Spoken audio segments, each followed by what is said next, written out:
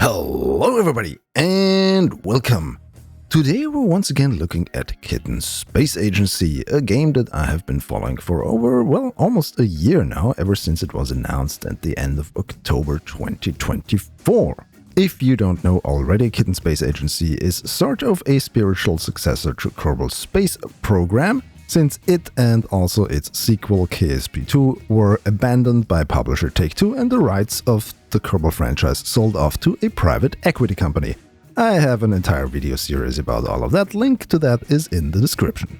In today's video I want to talk a little bit about some of the thoughts I had while I was making my way to Jupiter to visit some of its moons. And while I was on my way to Jupiter, I was thinking about some of the challenges that KSA is going to face once it is out in the wild and available to the general public. You see, even though Kerbal Space Program was a success for an indie game, it was still nowhere near the numbers of like a Call of Duty or a Doom or any of the really big franchise games.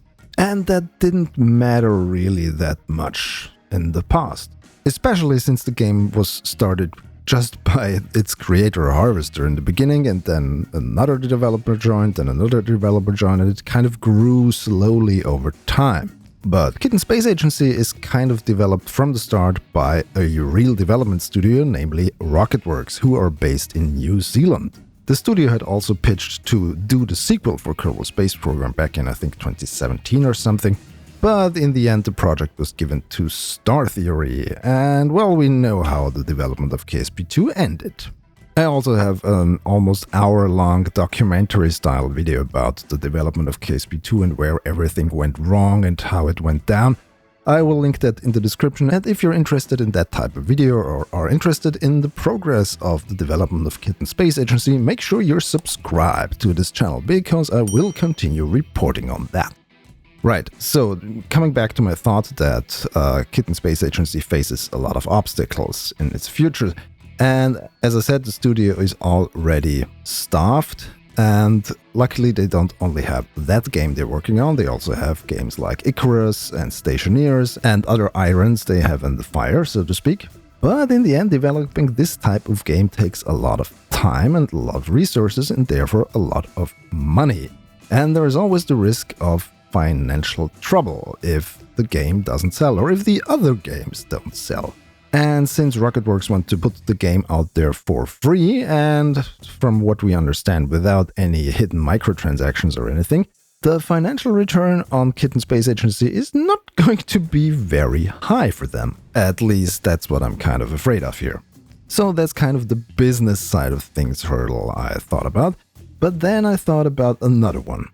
Because for Kerbal Space Program it walked a very fine line between hardcore physics simulation and wonky, quirky, fun game. I mean, maybe it wasn't that hardcore, but at times it felt to me that it was.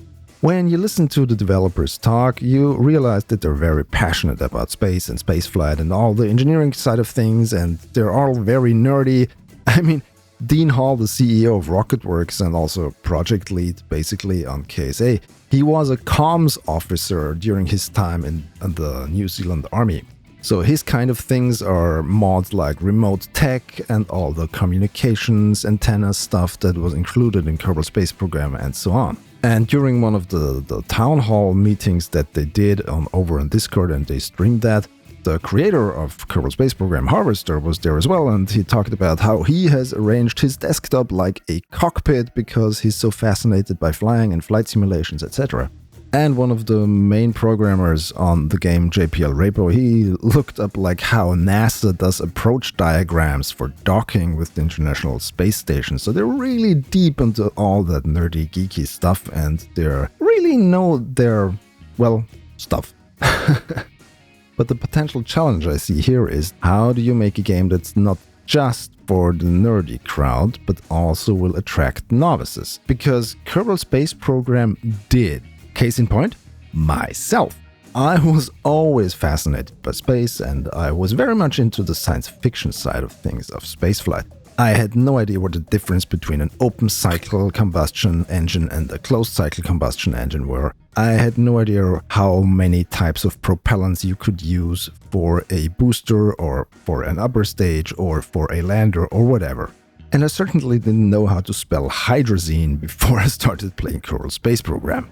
But KSP kind of became my gateway drug into this type of things, and I became more interested in them, and I learned about them, and nowadays I could tell you what an open cycle engine is, what a closed cycle engine is, and, well, not as precise as some other people that spend almost their entire life talking about these things, but at least I know a little bit about that. That's the second big challenge I see for Kitten Space Agency when I think about it, while, as I said, playing around with it and flying to Jupiter and stuff.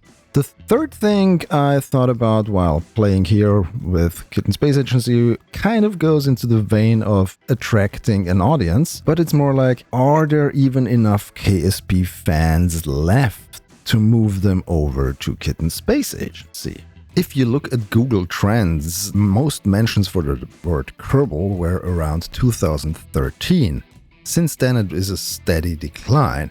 There were some peaks in 2018 when the sequel KSP2 was announced, and there was a little bit of a larger peak in February 2023 when KSP2 went into early access. But ever since then, the interest, at least in Google searches, was very low. If you compare that to the searches for Kitten Space Agency, they started to spike around a year ago, of course, because then it was announced.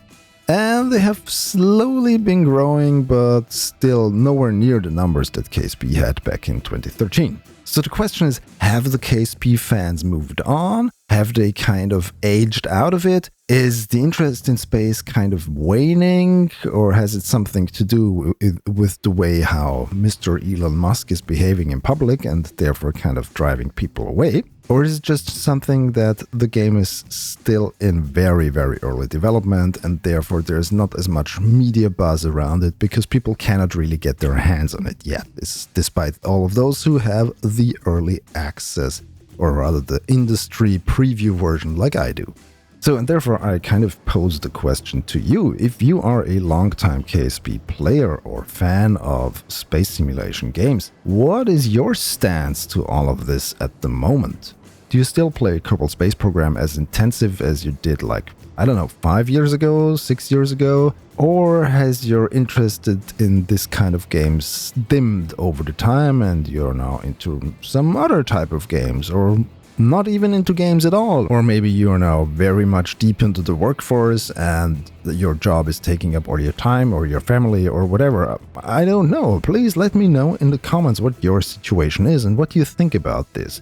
Do you think that Kitten Space Agency could rekindle your love for the space simulation game genre, and would you come back and play it once it is out there? And lastly, the fourth challenge that KSA is going to face is that it is not going to be distributed over one of the larger networks like Steam or the Epic Games Store or Good Old Games, etc. I know this is a point of controversy also among the people commenting under my videos, and I'm not going to go into much detail here because I want to talk about this a little bit more in an upcoming video where I talk about what happened with Kitten Space Agency over the past year since it was announced. So make sure you keep your eyes open for that, or as I said in the beginning, please subscribe to this channel. Me, I'm going to continue my journey to Jupiter, finally. I'm still waiting for the rings of Saturn to be integrated into the game. Because going to Saturn without having rings there is kind of sad, don't you think?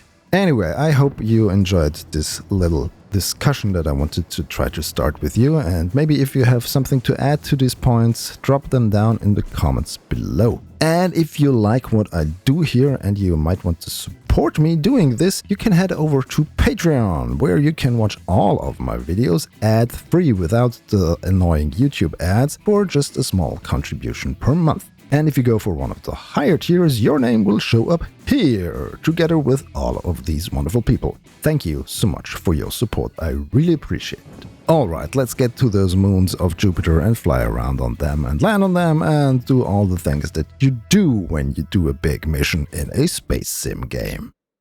If you enjoyed this video, please subscribe to my channel for more and follow me on my social thingies. The links are in the description. Thanks for watching. Goodbye.